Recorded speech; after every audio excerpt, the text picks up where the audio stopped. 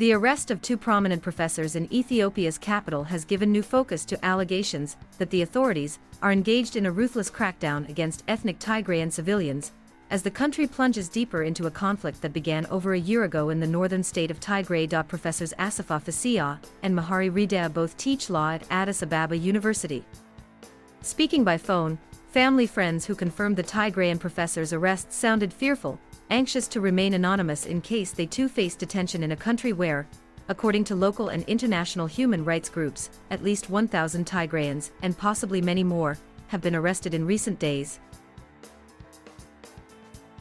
Other Tigrayans, again speaking on condition of anonymity, have described a nervous mood in the capital, with people seeking to hide their accents and identities, or being forced out of jobs because of their ethnicity. Among those allegedly affected are doctors, artists and policemen. Ethiopian officials have defended the crackdown. The head of the Ethiopian Government Communication Office, Lige Tolu, told local media that the arrests made under the state of emergency were not based on the ethnic identities of individuals. Individuals who are suspected of supporting the Tigray People's Liberation Front and its ally the Oromo Liberation Army, which are designated as terrorist groups, have been arrested, he said. He also added that there are more than 500,000 Tigrayans in the capital, but the number of people arrested is not more than 1,000. Prime Minister Abiy Ahmed has warned of a concerted attempt to twist the facts about the crackdown and the situation in Ethiopia more generally, tweeting about a sinister disinformation war against the nation and by urging Ethiopians to reverse the distorted narrative.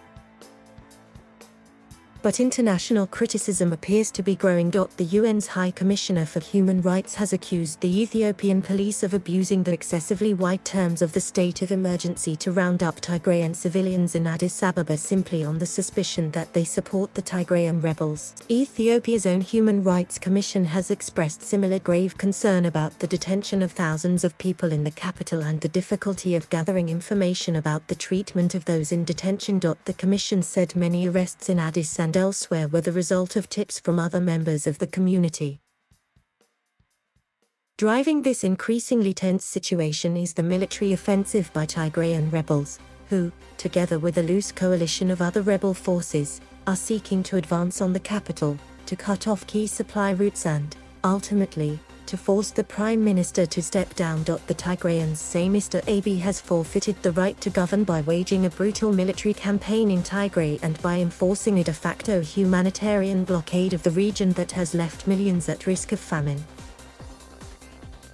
Ethiopia's government, which recently won a landslide victory in national elections, says the TPLF has attacked neighboring regions and now threatens to tear the country itself apart. International mediation efforts have, so far, achieved little, and the prospects of a ceasefire appear slim at a time when both the TPLF and Ethiopian military, supported by regional security forces and ethnic militias, continue to claim the momentum on several fronts.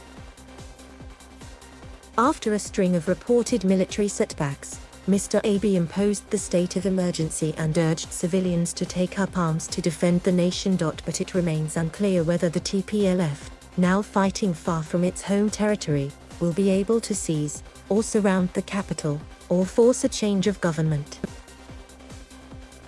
The UK and US governments have urged their citizens to leave Ethiopia immediately, warning that the security situation in Addis itself could change quickly and with little warning. If Addis does come under growing threat from rebel forces, conditions for Tigrayan civilians in the city could well deteriorate. Relatives of one Tigrayan doctor detained in the city said they had been unable to establish where he was being held. There are reports that some families have been told they must pay bribes to secure the release of detainees.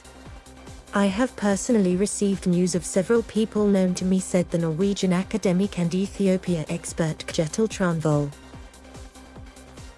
Local vigilante groups searching and detaining individuals suspected of being Tigrayans and turning them over to the authorities.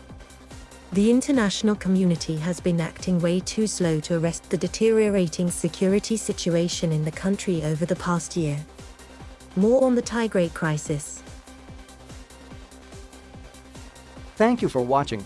Please subscribe.